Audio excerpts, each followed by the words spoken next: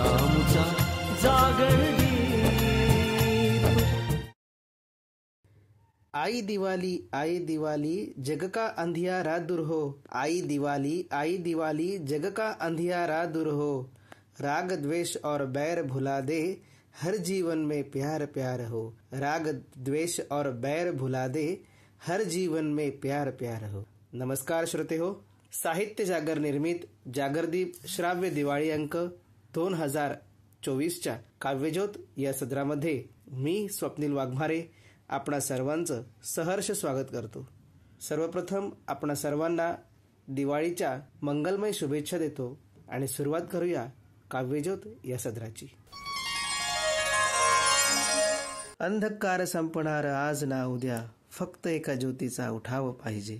स्वतः दृष्टीहीन असूनही अनेक दृष्टीहीनांच्या आयुष्यात प्रकाश पेरणारे आपले मित्र कवी स्मृतिशेष महेश भागवत यांचं नुकतंच दुःखद निधन झालं। ते अहमदनगर येथे जिल्हा परिषदेच्या कार्यालयात कार्यरत होते। ते एक उत्तम कवी होते। त्यांचा पांढरी काठी हा काव्यसंग्रह प्रसिद्ध आहे। त्याचप्रमाणे ते उत्तम गायकही होते। अनेक ऑर्केस्ट्रांमधून त्यांनी गाण्याचे कार्यक्रम केलेले आहेत। त्यांना समाजकार्याची आवड होती। अनेक संस्थांमधून ते कार्यरत होते। त्याचप्रमाणे त्यांना ब्रेल वाचनाचाही छंद होता। नवनवीन तंत्रज्ञान शोधून काढणे आणि त्याचा वापर करून बघणे याकरिता ते सदैव धडपडत असत। अनंत आमुची ध्येयासक्ती, अनंत आशा, किनारा तुला पामराला, ही जिद्द त्यांच्या जवळ होती। त्यांच्या अनेक कवितांमधून त्यांची हीच जिद्द डोकावते। ऐकूया कवी स्मृतिशेष महेश भागवत यांची आकांक्षा ही कविता अश्विनी चंदन शिवे यांच्या आवाजात।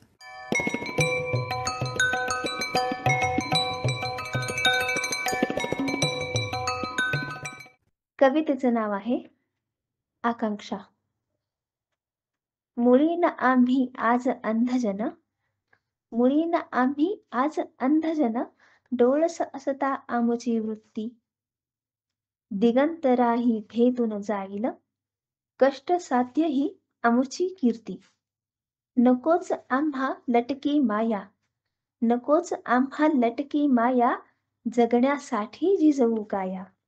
अशक्य आम्हा शब्द न माहित, इच्छाशक्ती आमुचे दैवत। सोबत असता कर्मठ प्रतिभा, अल्भा आम्हा गमेल सुलभा। जगता का हो तुम्ही म्हणूनी, अपात्र म्हणून खिजवी कोणी।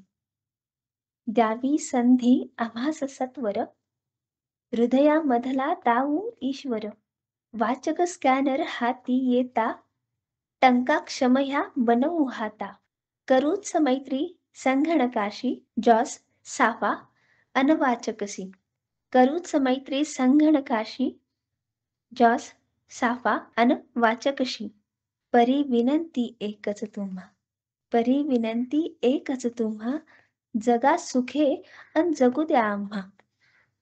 स अस्तित्वे फुलवू जीवन, अवनी बनवू नवनंदनवन। स अस्तित्वे फुलवू जीवन, अवनी बनवू नवनंदनवन। दिवाळी म्हणजे दिव्यांची आरास, प्रकाशाची उधळण। दिवाळी म्हणजे ज्ञानाचं शिंपण, आनंदाची पाखरण। दिवाळी हा सण नाते जोडतो, दुरावलेल्यांना जवळ आणतो। शेतकरी कष्टकऱ्यांच्या आयुष्यात भरभरून सुखाचं दान देतो। शोषितांच्या आयुष्यात नवी आश्वासक पहाट फुलवतो। असा हा दिवाळी सण कुणाकुणाच्या आयुष्यात नेमकं काय काय देतो हे मांडते आपली पुढची कविता। ऐकूया कवयित्री सिद्धी निकम यांची ही कविता त्यांच्याच आवाजात।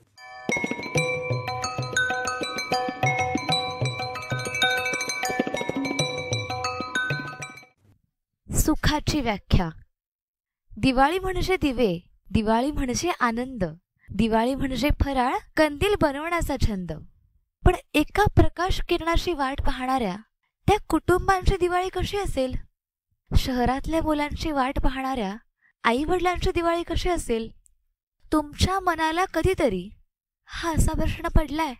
आणि पडला जरी असेल तरी उत्तर शोधण्याचा प्रयत्न केलाय? त्यांच्या आनंदाला कारण नकोत खूप मोठी, कारण त्यांच्या सुखाची व्याख्या असते खूप छोटी। दिवाळीत आपल्या घरी चविष्ट फराळ बनतो, पण कष्टाची भाकर आणि चवीला ठेचा हाच ह्या कुटुंबांचा फराळ असतो. कष्ट करण्याची तयारी असते कुटुंबासाठी. ह्यांच्या सुखाची व्याख्या असते खूप छोटी.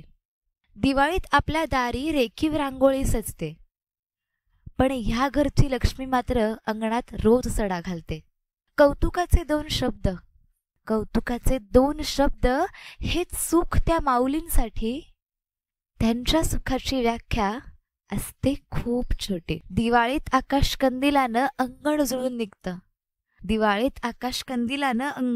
निघतं, पण प्रकाशाचा एक किरण मिळणंही ह्या कुटुंबांसाठी कठीण असतं. म्हणून मेणबत्तीची छोटी ज्योतही पुरते त्या अभ्यास करणाऱ्या मुलांसाठी. त्यांच्या सुखाची व्याख्या असते खूप छोटी.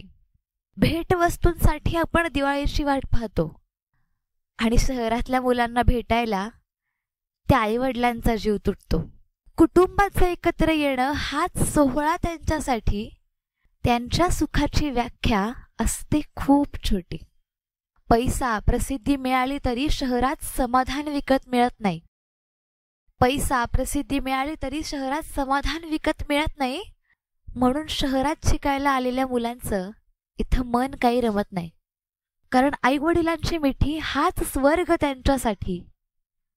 त्यांच्या सुखाची व्याख्या असते खूप छोटी. त्यांच्याप्रमाणे छोट्या गोष्टीत सुख शोधता आलं पाहिजे. हे सुंदर आयुष्य मनापासून जगता आलं पाहिजे. आयुष्यातल्या सुंदर क्षणांची रेखीव रांगोळी काढायची. सकारात्मकतेच्या दिव्याची ज्योत कायम तेवत ठेवायची. ताटात जे अन्न येईल ते फराळ समजून खायचं. हेच सुंदर आयुष्य भेटवस्तू समजायचं. ठरवलं तर हे काही कठीण नाही आपल्यासाठी. त्यांच्याप्रमाणेच आपल्याही सुखाची व्याख्या होईल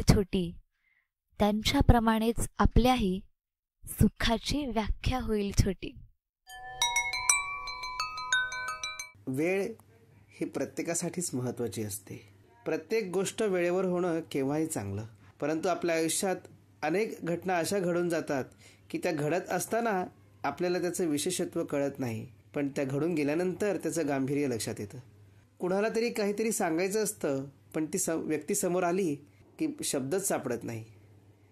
स्टेजवर उभं राहून भाषण करायचं असतं, बेंबीच्या देठापासून ओरडायचं असतं, पण गर्दीचा धाक एवढा निर्माण होतो की बोलायचं धाडसच होत नाही. आयुष्याच्या संध्याकाळी आठवतं की खूप जगायचं होतं, पण जगणंच शिल्लक राहिलेलं नाही. हीच खंत मांडते आपली पुढची कविता. ऐकूया कवी नितेश झा यांची कविता त्यांच्याच आवाजात.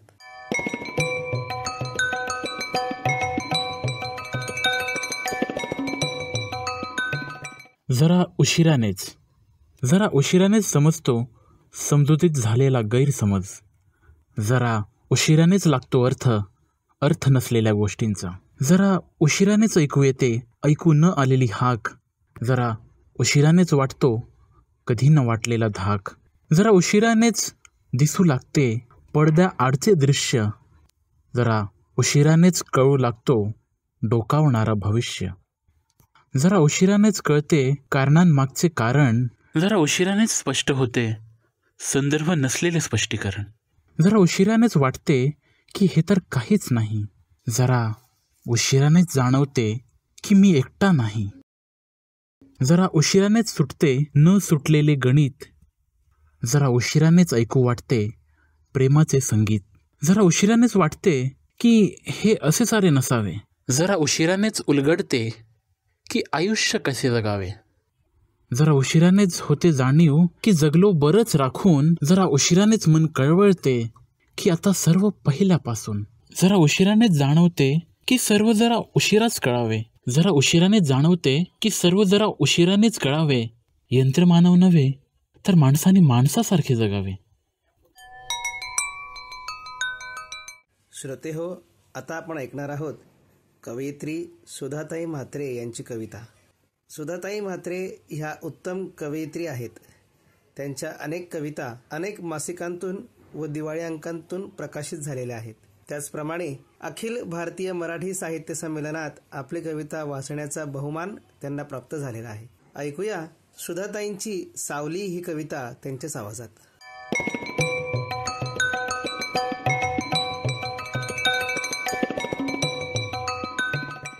माझी सावली. ही वाट जीवनाची मी चालणार आहे, माझ्याच सावलीशी मी बोलणार आहे. ही वाट जीवनाची मी चालणार आहे, माझ्याच सावलीशी मी बोलणार आहे. आकाश या जगाचे आभास एक आहे, मातीच पावलांचा आधार मात्र आहे. आकाश या जगाचे आभास एक आहे, मातीच पावलांचा आधार मात्र आहे.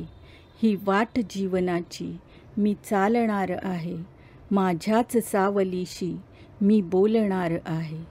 सृष्टीत या समूर्त व्यवहार फक्त आहे, प्रेमास या अमूर्त जगणे अशक्य आहे.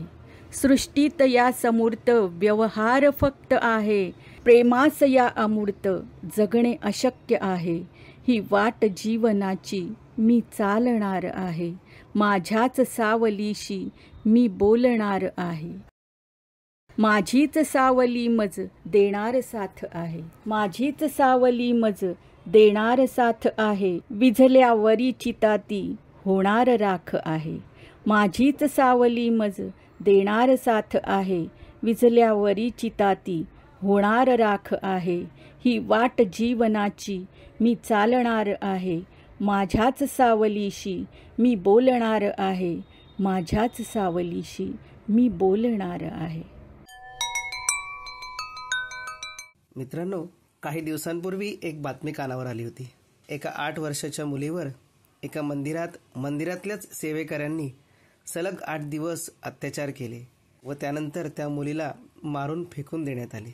धर्मात ज्या ठिकाणाला अत्युच्च आध्यात्मिक महत्त्व प्राप्त झालेलं आहे, अशा ठिकाणी अशा प्रकारचं कृत्य घडणं ही किती लाजिरवाणी गोष्ट आहे. आजवर ज्याला कोणी पाहिलेलंच नाही त्याचं अस्तित्व मान्य करावं म्हणून कितीतरी युद्ध खेळली गेली आहेत. म्हणतात की माणूस शिक्षणाने प्रगल्भ होतो, परंतु आजचे शिक्षण माणसाला खरोखर प्रगल्भतेकडे नेते आहे का? ज्या रांगा आजवर वाचनालयाच्या बाहेर लागायला हव्यात, त्याच रांगांचे पाय आज मंदिरांकडे वळतात. हे पाहून मन विषण्ण होतं आणि हीच विषण्णता तेजस वाघमारे आपल्या कवितेतून व्यक्त करतात. ऐकूया तेजस वाघमारे यांची तुला शोधताना ही कविता त्यांच्याच आवाजात.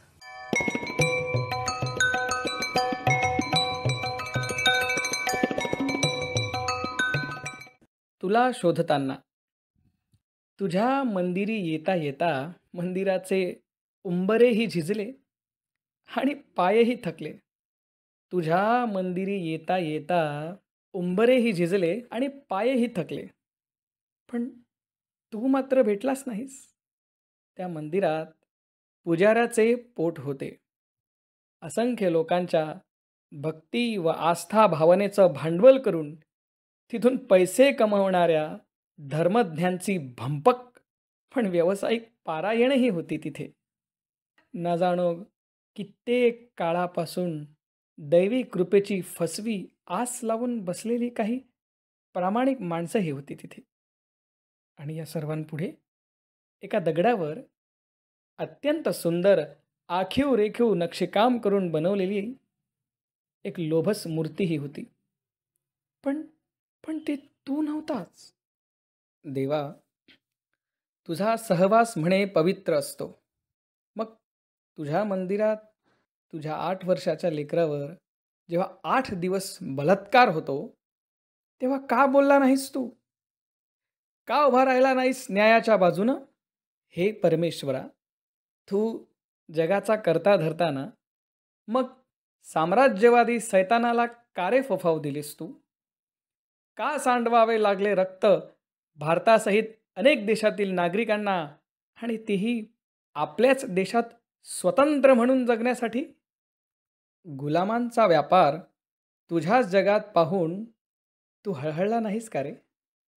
हो, धर्म, जाती, प्रांत, भाषा भेद केले माणसांनीच निर्माण, पण तू सर्वशक्तिमान असून तुला ते थोपवावे नाही का रे वाटत? अजूनही लाखो लोक दारिद्र्याने भुके कंगाल झालेले असताना मंदिराच्या दानपेटीची बेहिशेबी रक्कम पाहून तुझं मस्तक भणभणत नाही का रे? कधीतरी मला वाटलं की मला तू सापडला आहेस, मला तू सापडलेला आहेस दारिद्र्याने व शोषणाने पिचलेल्या जनतेचा आवाज उठवणाऱ्या आई सावित्री व ज्योतिबांमध्ये. मला तू सापडलास पितृसत्तेविरुद्ध बंड करून उठणाऱ्या आणि महिलांच्या मुक्तीचा आत्मस्वर आळवणाऱ्या जनाईमध्ये. अहिंसा व आत्मबळाच्या जोरावर आयुष्यभर लढत राहणाऱ्या आणि आयुष्यभर मानवमुक्तीसाठी लढत राहणाऱ्या, गोळी घालून क्रूर मृत्यू येत असताना सुद्धा हे राम म्हणणाऱ्या गांधींच्या हृदयात मला तू दिसलास. आयुष्यभर शोषितांचे दुःख लिहित राहणाऱ्या बा भीमाच्या लेखणीतही तू दिसलास. आणि या कठीण काळात बंधुता, समानता ही मूल्ये टिकवण्यासाठी प्राणपणानं लढणाऱ्या प्रत्येक कार्यकर्त्याच्या हृदयात आणि हातात मला तू दिसलास. पण हाही एक फसवा आभासच. आता मला उमगलंय की या सर्वांमध्ये मला जे जे काही दिसलं ते देवाचं दैवत्व नव्हे, तर माणसाचा माणूस पण होतं. आणि म्हणून मी तुझा शोध थांबवतो, मी तुझं अस्तित्व नाकारतो. मी गात राहीन माणसाच्या माणूसपणाचेच पोवाडे, त्यांच्या सुखदुःख व संघर्षांनी भरलेले. आणि यापुढे जेव्हा जेव्हा तुझ्या असण्याचा खोटा भास करून दिला जाईल, तेव्हा तेव्हा माझी कविता उभी असेल तुझ्यापुढे आव्हान म्हणून, अगदी जगाच्या अंतापर्यंत. आतापर्यंत आपण आनंद लुटलात अनेक प्रौढ कवितांचा. आता घेऊया की आस्वाद एका बालकवितेचा. होऊया लहान आणि आठवूया सश्या आणि कासवाच्या स्पर्धेची गोष्ट. आठवूया चल रे भोपळ्या टुनुक टुनुक असं म्हणत फिरणारा तो सुरकुतलेल्या हाताचा आजीचा मायेचा स्पर्श. आता जी कविता आपण ऐकणार आहोत त्या कवितेत माकड आणि बोकडाचं नेमकं झालंय भांडण. ते सोडवण्यासाठी सश्याने काय केलं ऐकूया आपल्या प्रकाश काकांच्या माकड आणि बोकड ह्या बालकवितेमध्ये. वाचन स्वर आहे स्वतः कवी प्रकाश पंढागळे यांचा.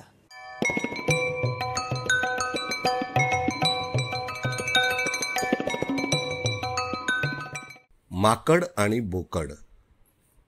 एक होते माकड, त्याला भेटले बोकड. एक होते माकड, त्याला भेटले बोकड. माकड म्हणे बोकडाला किती तू रे भुक्कड. माकड म्हणे बोकडाला किती तू रे भुक्कड.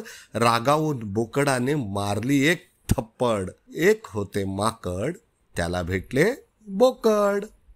माकड आणि बोकडाचे सुरू झाले भांडण. माकड आणि बोकडाचे सुरू झाले भांडण. जंगलातल्या प्राण्यांसाठी फुकट मनोरंजन. बोकडाला मारून माकड झाडावर चढे. बोकडाला मारून माकड झाडावर चढे. चढता येईना झाडावर, बोकड चढफडे. माकडाने झाडावरचे फेकून मारले फळ. माकडाने झाडावरचे फेकून मारले फळ. बोकडाच्या मस्तकात जोरदार कळ. संतापून बोकडाने झाडाला मारली धडक. संतापून बोकडाने झाडाला मारली धडक. बेसावध माकड पडले जमिनीवर तडक. इजा होऊन माकडाचा मुरगळला एक पाय. इजा होऊन माकडाचा मुरगळला एक पाय. बोकड लागले आनंदाने नाचू थाय थाय. उतरली का आता तरी सारी तुझी अक्कड.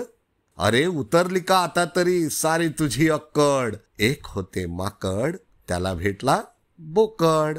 एक होते माकड, त्याला भेटले बोकड. ससोबाने बिळामधून पाहिली मारामारी. ससोबाने बिळामधून पाहिली मारामारी.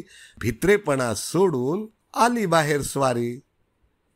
ससोबा म्हणाले का रे भांडता आपसात. ससोबा म्हणाले का रे भांडता आपसात. मग फरक काय राहिला रे आपल्यात आणि माणसात. मदारी नेईल पकडून आणि नाचविल तुला माकडा. मदारी नेईल पकडून आणि नाचविल तुला माकडा. अरे खाटीक नेईल पकडून आणि कापेल तुला बोकडा. मग उतरेल तुमची सारी सारी मस्ती. मग उतरेल तुमची सारी सारी मस्ती. अरे दुश्मनी वाढवण्यापेक्षा करा आपसात दोस्ती. ससोबाने दोघांनाही पाजला चहा फक्कड.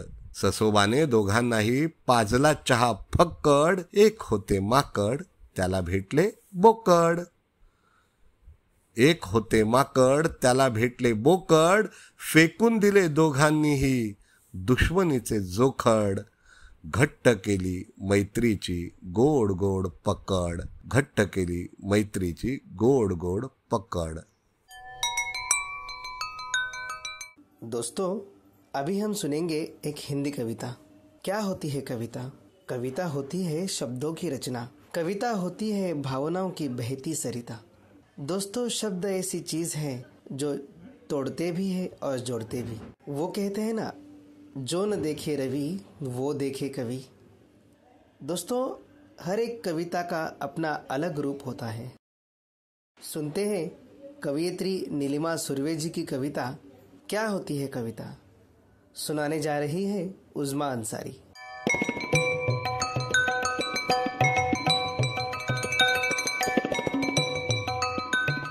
क्या है कविता?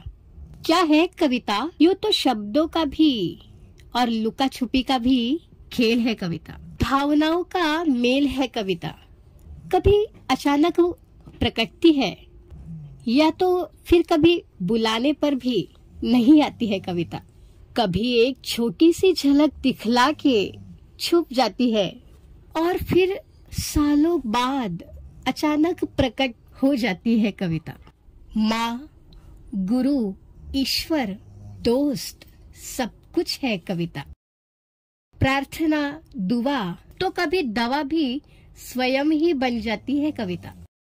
वाल्मीकि का शौक, सीता का वियोग, राम की पीड़ा और गीता का श्लोक है कविता. माँ की ममता, पिता का स्नेह और भाई बहन के प्यार का रेशमी बंधन है कविता. प्रणय रंगों को निखारने वाला गीत है कविता. राधा कृष्ण का प्रेम है कविता. मंदिर की घंटा, मस्जिद की अजान, कुरान की आयात, गुरुद्वारे की कुर्बानी का शब्द है कविता. दिलों को जोड़ती है, बिखरे रिश्तों को समेटती है. दुख में जो संवरती है, गिरने वालों का हाथ पकड़कर जो उठाती है, वो है कविता. संयम, धैर्य और हिम्मत है कविता. खुशियों में जो झूमकर नचाती है, वो है कविता. ऐसी है कविता जो कहाँ से आती है किसी को नहीं पता, पर उसे हर घर का रहता है पता. कब, कहाँ, किसके घर कैसे जाना है, सब उसी का अपना निर्णय है होता.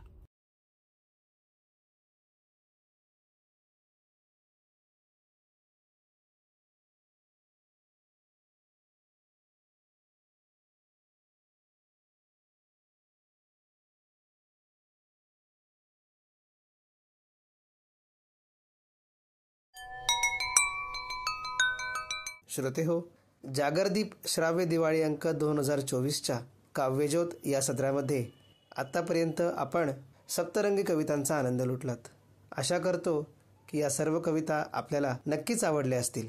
मी स्वप्नील वाघमारे आपणा सर्वांचा ह्या काव्य मैफिलीपुरता निरोप घेतो. धन्यवाद. तुझा जागरणी